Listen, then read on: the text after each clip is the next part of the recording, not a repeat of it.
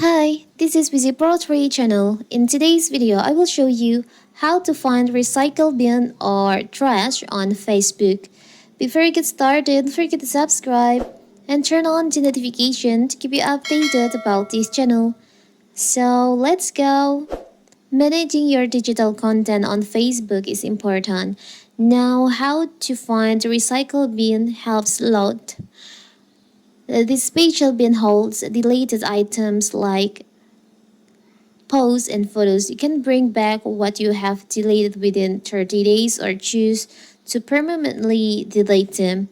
So how to find this? How to find your recycle bin or trash on your Facebook? It's so simple. So first of all, we have to open our Facebook. Now you can go to settings by tap on the upper right corner, the three lines over here. You can just scroll down, go to settings and privacy, tap on settings. Now you can just scroll down and you'll find there is an option activity log. You can just tap on that. Here you can find there is an option trash or recycle bin. You can just tap on that. So here all posts, maybe story or posts on your Facebook that you have deleted on your Facebook. It's a simple, right? You can restore it if you want to